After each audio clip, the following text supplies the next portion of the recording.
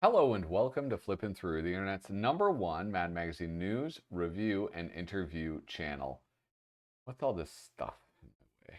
Here we go. And today we're flipping through a Mad Magazine number 537, released February 2016. Cover price $5.99, which is indeed cheap, but oh gosh, this is just so frustrating.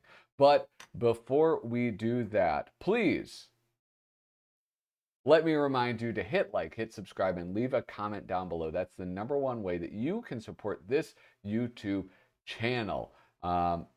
It's true. It really is. There's been a ton of people subscribing. I'm at like, I don't know, some number, 15, 16, 27,000 subscribers currently. And you could be the next one. So please check that subscribe button. Click it. Jesus Christ.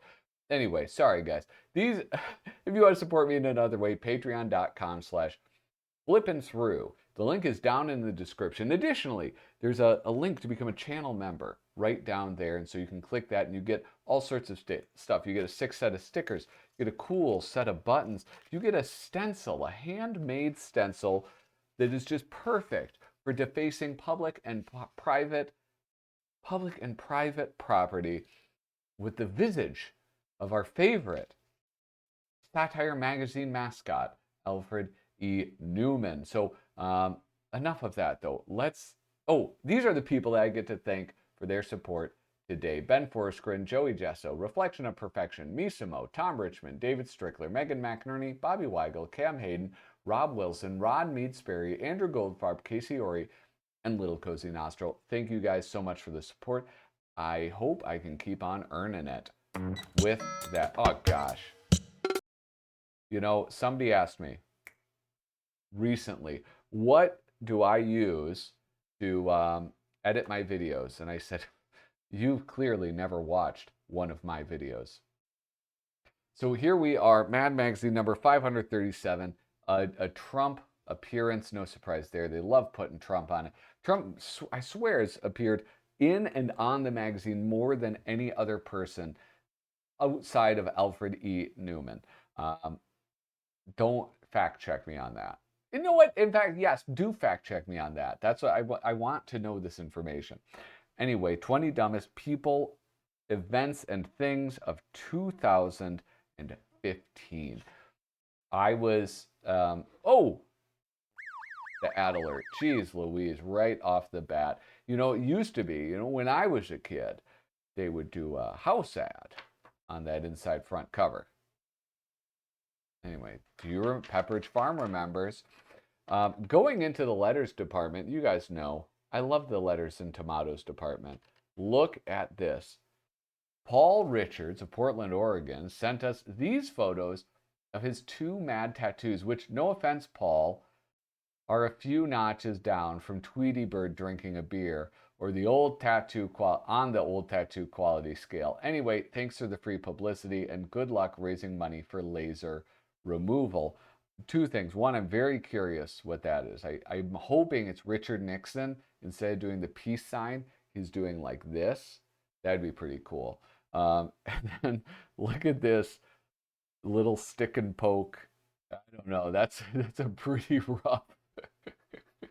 That's a pretty rough tattoo.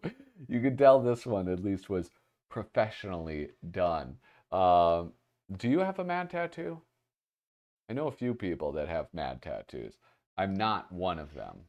I've kind of sworn off getting tattooed. Moving right along, here we have a house ad, which we allow. We allow that. The ad alert is not alarmed when that happens. Here we have the Fundolini pages, one of the highlights of this era of Mad Magazine. And listen, guys, we talk a lot about who draws the best babes, right? You know it. I know it. Bob Clark, Jack Rickard. There's an ongoing debate in the comment section. Get in the comment section right now and say, who do you think draws the best babes at Mad Magazine? Anton Emden is coming in dark horse candidate. All right, not many modern era guys, artists, are are in the running for best babes. He just he just threw down the gauntlet, though. Okay, why Playboy is dropping nudity from the magazine. Hugh Hefner is 89 years old. The only pictures that get him excited these days are of soup. Soup gets him excited. The magazine will now get better placement in the country's 6 remaining newsstands. People kept telling them, I just read it for the articles, and the editors didn't realize it was a joke. They felt it was finally time to pass the smut baton to Swank, Jugs, and Bootylicious. Are those real magazines? I'm not going to Google that. Here we have um, Prison Break do's and don'ts. Do take a moment to savor your first breath of freedom. Don't take a moment to post a celebrity selfie on Facebook. Do get a loved one to smuggle in a handsaw baked into a cake. I think they mean hacksaw. Well, I guess a hand, but they mean a hacksaw. Um, don't have them write congratulations on your escape in the icing. Do arrange to have a getaway car waiting for you nearby. Don't wait until the manhunt starts to download the Uber app. Do ditch your prison clothes. Don't ditch your prison clothes until you have secured some pants. I like that. It's pretty fun. All right, moving right along. I know you might be thinking, wait, why isn't he paying more attention to this? And I'm sorry, but we can't really, because this is the 20 dumbest issue. Here we have eponyms that should exist. If you guys are wondering what an eponym is, it's something that's named after a person, basically.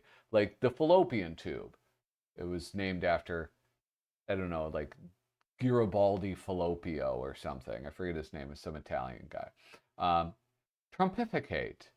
To speak with arrogant authority, even though the speaker has absolutely no idea what he or she is talking about.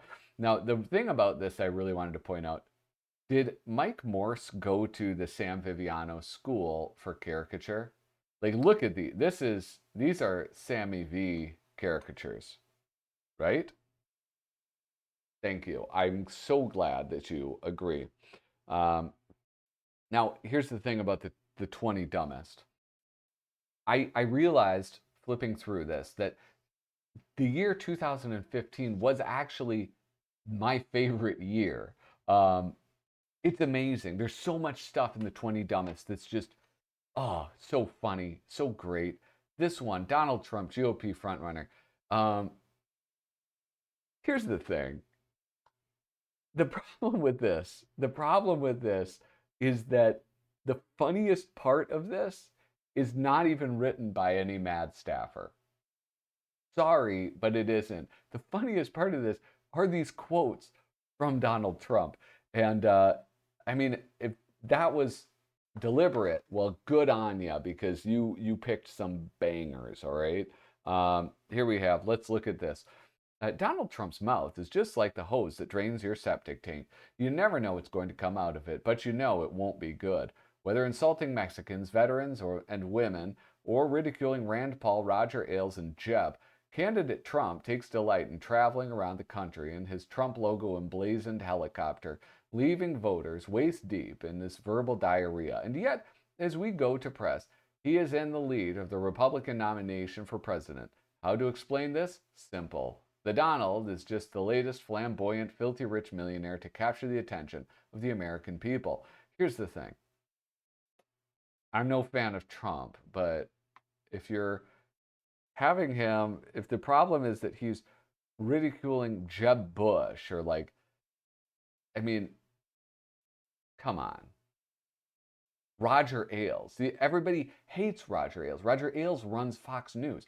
Jeb is part of like the family that probably has caused more death and destruction around the world than any other family in modern history. Like, okay, I mean, I'm not modern. I mean, like, very recent history. Obviously, I think there's, you know, Hitler family really racked up a lot of numbers. Well, one member in particular. But this is the funniest part. Ariana Huffington is unattractive both inside and out. I fully understand why her former husband left her for a man. He made a good decision. That's like, that's unbelievably funny. Look at her face. Would anybody vote for that? Can you imagine that? The face of our next president? Uh, these are funny. I'm sorry. They're not nice, but they're comedic. And yeah. Anyway, we're gonna go through almost all of these because there are so many funny things. Like, well, okay, this isn't funny. This is actually like this is horrible.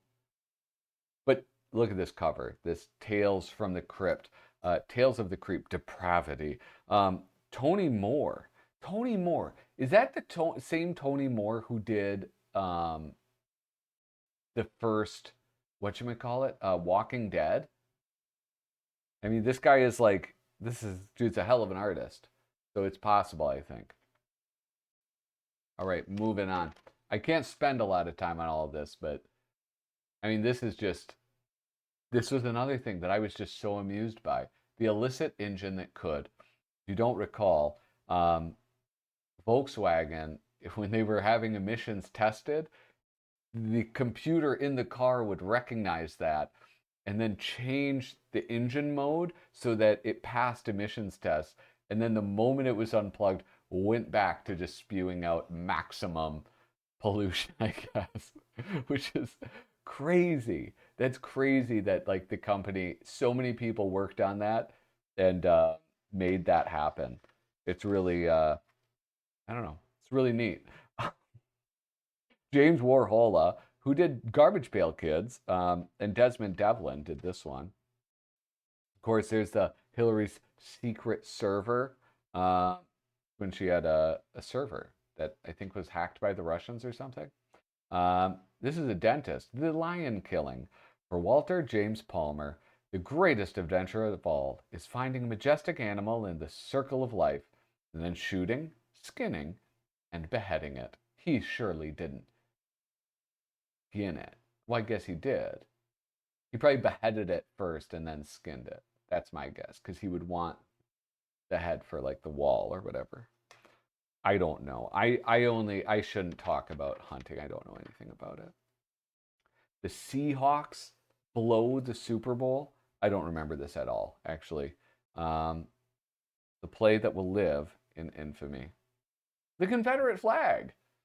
I don't remember this. Southern discomfort. Let's not jump to any conclusions.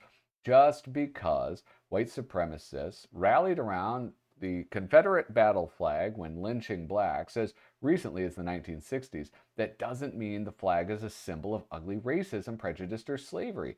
Of course not. It's a symbol of Southern pride, just like a swastika is a symbol of German pride, and has nothing at all to do with that Hitler fellow. But a mass shooting inspired by the ideology of the flag represents what the flag represents, led to it finally being removed from the South Carolina State House, though unfortunately it is still waved by many deep in the heart of Dixie. Um, yeah, this isn't very funny at all. See, that's a problem with like incorporating shit like that. Is like it is a comedy one, and that's just like it's not good to be racist. You ought not be racist. And we wish that everybody agreed with that. But it's not funny to say that. I'm not, that probably nobody laughed when I just said that. Um, I hope not. Hopefully nobody is like, he's doing a bit. This is hilarious. The Robert Durst confesses on HBO. What was it called? The Jinx. Again, just something so freaking amazing. We're going to pass along a lot of this artwork, like this Ward Sutton. I really like this art style. It looks really cool. It actually kind of reminds me of like New York Times type stuff. Sometimes they do illustrations like this on the cover. Um, Here we have Amazon's horrific working conditions, pride and punishment. Hang in there, kitty poster. This frame-ready poster contains just the right words to inspire and encourage you while working at the office until 3 a.m. on a Sunday morning. Escape rope ladder. Where's the thing? Oh, here we go. This is the one. These disposable undergarments allow you to urinate and have a bowel movement without having to leave your desk. Super absorbent. One diaper will easily contain the body waste of the average human during a 16-hour workday. Yeah, there are people like pissing in jars in their Amazon trucks. Really not great. The pat and the flat. Tom Brady deflates footballs. He surely cannot be goated if he's deflating footballs. Bridesmaids. I don't remember this one at all. Oh, it's FIFA. It has something to do with FIFA. Honestly, like, why can't you bribe somebody in a private company? I understand why we're not bribing government officials, right? But like, why can't I go to my hardware store and bribe somebody to, I don't know, make my keys faster or something, like bump me to the head of the line? I feel like that shouldn't be illegal. Anyway, what controversial bill has done irreparable harm to an untold number of Americans? Here we go. Are we ready to see it?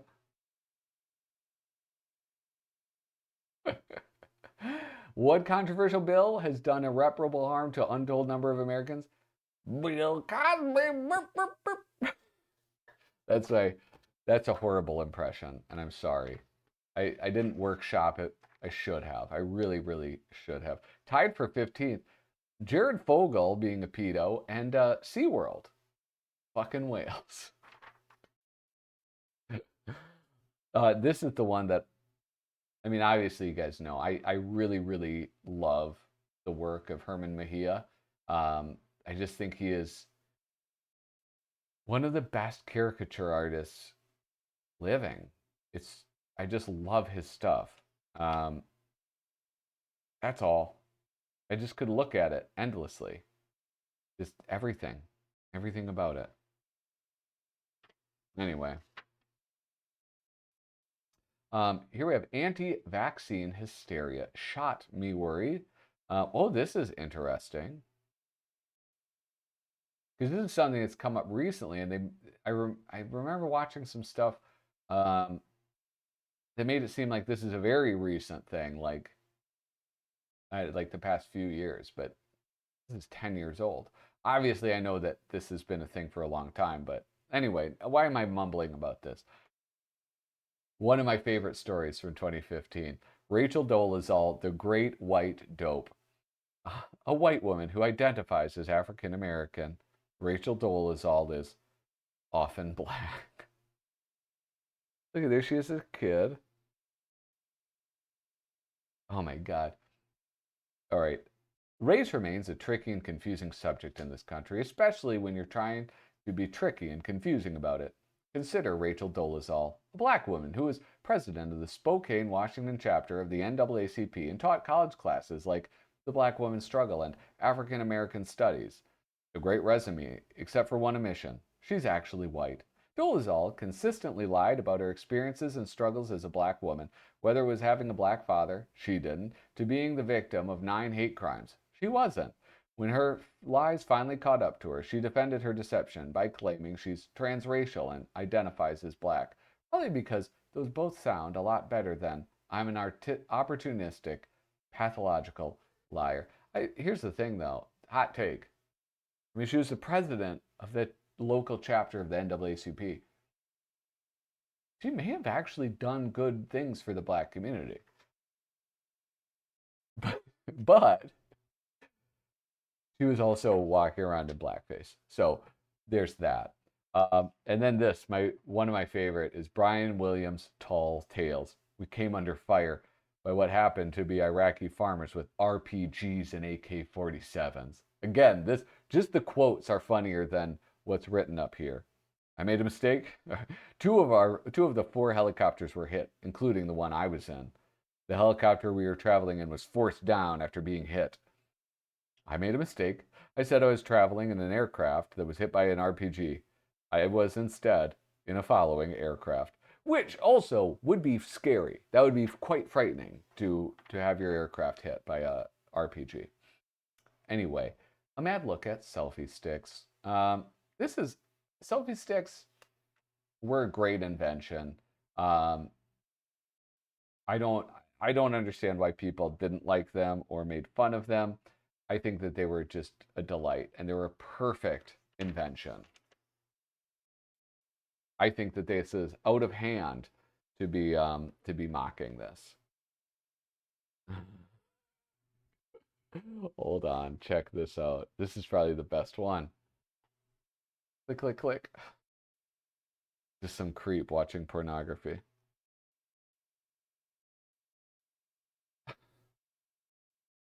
Not the way to go.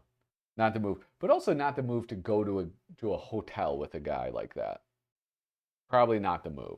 If a guy is bringing you to a hotel, not a good sign. All right, ladies, it's a bit of a red flag. Mad's do-it-yourself, constantly reoccurring mass shooting news story. This is by Peter Kuper. Really cool illustration. I like that a lot. A gunman opened fire at okay, let's go college today, killing. Wait, how do I find that? I probably have to roll dice. 6 and injuring 12. Local law enforcement officials who rushed to the scene said the gunman was armed with 9. Where do I get the numbers? See, they didn't explain how to do the numbers. 100 semi-automatic rifles, 10 handguns, and 13 clips of ammo, all purchased illegally, given to the gunman by his parents. The gunman was taken into custody, was shot and killed by police, took his own life. Local resident. I mean, honestly, this isn't funny. This issue is like full of a lot of stuff that's just not very funny. Yeah, holy smokes. Here we have Planet Tad, and Planet Tad I'm on a hiatus for. Every time I'm like, this is so funny. I love Planet Tad. And then the ones that I use as an example are just not funny. So go buy the Planet Tad book, okay? Here we have Peter Kuper's Spy versus Spy. All right. Oh, he has some cool looking gun. Uh-oh, he was shot at. Oh, ooh, he defused the bomb. Oh, shit. That was wild. I do also like this, how he'll do that like in all these like black and white, but it's blue and white. I think it's great. Here we have the strip club, Scribble Mountain. Please hit pause if you want to read all of these. It looks like a duck, and it walks like a duck, and it talks like a duck. Then the humans will suspect nothing.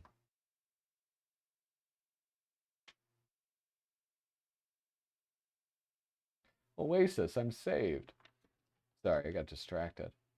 Look at this. I wish I could be hitting the alarm, but golly, how many Spy vs. Spy compendiums have they put out? Golly. This is just I can't read through this. I'm sorry. We got to keep going. We pretty much used up all of the time. Another ad, but it's a house ad. So how are you going to be bothered by that? Here we have the best of the Idiotical. 6 disturbing. The Idiotical was their like online blog. I think they briefly tried to compete with Cracked.com. And so they would have original stuff there and then reprint it here because probably mad readers aren't going to the Idiotical. 6 disturbing signs that Starbucks hates Christianity. Their baristas refuse to recite passages from Leviticus while making your latte. They willingly serve unbaptized customers like it's no big deal. During the holiday season, in stores it plays O Come All Ye Faithful a mere 87 times each day. Its stores won't have the live nativity scenes during Christmas week, on the ludicrous grounds that the smell of fresh donkey crap might turn away some customers. They don't offer a communion wafer flavored frappuccino. When they're the focus of a pointless asinine controversy over cup design, they don't rush to redesign those cups to appease the far-right shit monkeys who manufactured the whole thing in the first place. I have no idea what they're talking about. This is one thing from 2015 that I don't remember at all. Boom. Another advertisement. You guys, this has been Mad Magazine number 537. I hope you enjoyed flipping through it with me. I sure enjoyed flipping through it with you. Remember, hit like, hit subscribe, and leave a comment down below. It really does help the channel. With that, thank you so much for watching. Toodaloo.